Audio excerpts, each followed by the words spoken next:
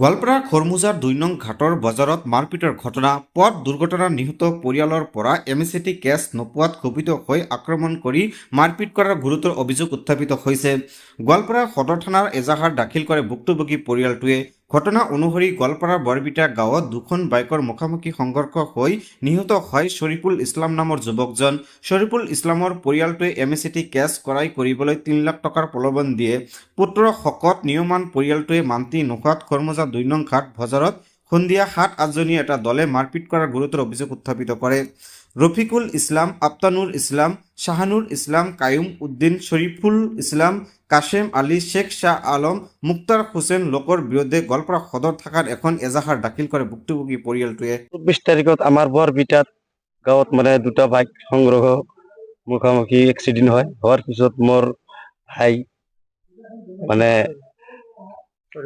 শ্বৰিফুল ইছলাম তাই লগে লগে আমি হস্পিটেলত লৈ আহো। আনাৰ পিছত তাতে মৃত্যুবৰণ কৰে। তাৰ পিছত আমি ঘৰত লৈ আহো, কিন্তু ইয়াৰ মাজত মুক্তাৰ মাষ্টাৰ দালাল সি টকা খাই আত্তাবুৰ হোসেন, শ্বৰিফুল ইছলাম সিহঁতৰ পৰা ৩ লাখ টকা লৈছে। ৩ লাখ টকা লোৱাৰ পিছত সিহঁতক কেছ দিব, কিন্তু আমার ভাই আমি এতিয়ালৈকে কোনো মানুহ কেছ টেছ দেওয়া নাই। আমি নিজৰ পইচাৰে লৈ আহিছো ঘৰত। সিহঁতে আজি ইফতাৰৰ আগত মোক ফোন কৰছে, শ্বৰিফুল ইছলাম তুমি ক'ত আছা? মই কৈছো ঘৰত আছো।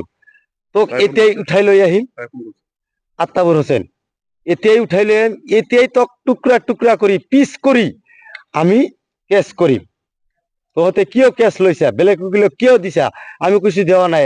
আমি ফকির চকির খুৱাম, খোৱাৰ পিছত আমি মাছৰা কৰি আমি কাক দিব লাগে তেতিয়াহে আমি দিম।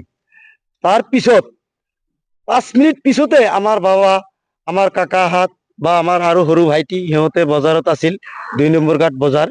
তাতে আহি ডেগাৰ ফালা লৈ আমাৰ বাবাক ডেগাৰটো মাথাত ধৰছে আৰু গলত ধৰছে। তাৰ পিছত আৰু কিছুমানে ভুগাইছে, শ্বৰিফুল ইছলাম, তাৰ পিছত শাহানুৰ ইছলাম।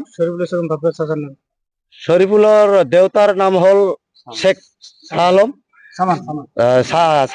সামান আলী, আৰু তাৰ চাচা হল শাহ আলম ইছলাম। ই হুকুম দিছে আৰু মুক্তাৰ মাষ্টাৰে হুকুম দিছে, এক্স এম এল এ হুকুম দি সিহঁতক ডেগাৰ ফালা লৈ পঠাই দিছে। পঠাই দি আহি সি পিছে পিছে আহি আছে। আহি মোৰ বাবাক ধৰছে, ধৰি মাথাত ডেগাৰ ধৰছে, গলত ধৰছে আৰু গুৰলা গুৰলা কৈ পিটাইছে। তাৰ পিছত আমাৰ বজাৰৰ মানুহকেইটা সহায় কৰিছে অলপ। সিহঁতে টানি আনি বাহিৰত ওলাই দিছে যে আপনি ঘৰত যাওক। পাছত সি ভয়তে ঘৰত আহিছে।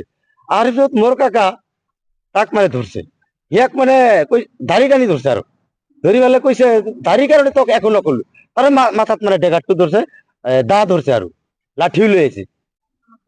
তাৰপিছত মোৰ চাচি হয় আপি মানুহ, তাকো ধরছে, তাকো মারিব কাটিব, তাক রাস্তাতেই ধরছে।